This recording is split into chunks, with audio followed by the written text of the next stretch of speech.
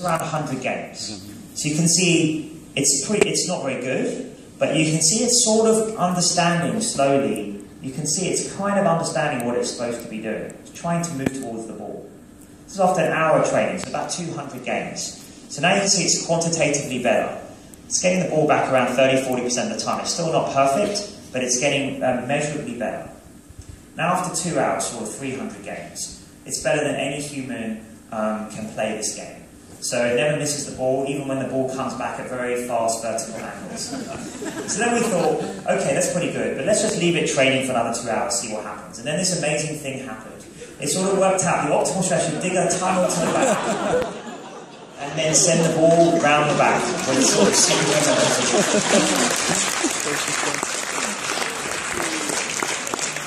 So when our researchers, the amazing guys that are working on this, saw that actually shocked them. Because we haven't added in the sorts of capabilities like long-term memory at that point that we thought was going to be needed to solve that kind of game in that way. And just to show you its general capability, so I'll just run a sort of 1-minute video here of sort of dozens of other games that it can master. So this is a game called Enduro, racing game, you've got to race as fast as possible. There's another game called River Raid here where you control this fighter plane. So you can see the huge diversity of the type of games that the same algorithm can play, just from the pixels, and being given nothing else. Of course, there's a classic Pong. It's the green back here, and it wins 21-0 every time against its opponent. There's a game called Sequest that controls a submarine. It has to learn when it has to go back to the surface to get more oxygen. So all these games, look how visually different they look. So, each game looks completely different in terms of its inputs, but of course it just learns the structure behind the game. So here's a game where Asterix is sort of trying to get all the urns. It's one of my favourite ones, boxing. So here the AI is controlling the white boxer, and it does a bit of sparring, and then it eventually gets the other boxer into the corner, and then just carries on pummeling it, just racking up the points. And it'll just do this forever. So it sort of ruthlessly exploits the weakness in the system that it's found. And this is all automatic. So just to stress that again, you just give the algorithm out of the box these pixels, and it just figures this out for itself. So where are we going next? We're working on moving towards 3D games. So games like Quake, much bigger, much more complex games, and also robotic simulators with realistic physics. And so where are we going with our research next? So we've done all this perceptual processing.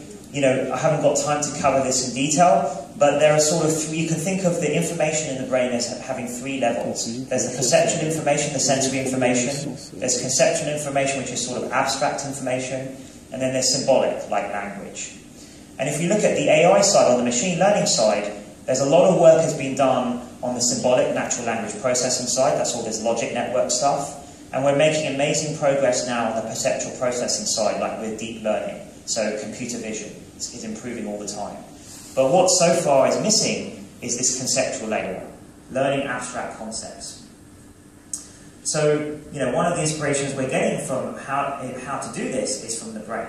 And this is where my neuroscience comes in, and what I study for neuroscience, the hippocampus. And it seems like that. So the hippocampus is critical for memory, but it turns out another thing that the hippocampus is important for is for learning new concepts. So if you have damage to the hippocampus, you can't learn new concepts. You can still access the concepts you already know, but you can't learn new concepts. So it seems as though the hippocampus might be the gateway to learning new concepts. And one other passion of mine other than artificial intelligence is actually the brain itself and trying to understand our own minds. And I believe that trying to build artificial intelligence and trying to distill intelligence into an artificial construct will be one of the best ways of us trying to understand what's special about the human mind. One of my scientific heroes, Richard Feynman, said, what I cannot build, I cannot truly understand, and I really believe that. So Xavier asked me to say just a few words of advice that I can tell you from my journey as you start your own companies and running your own companies. So the first thing I would say is,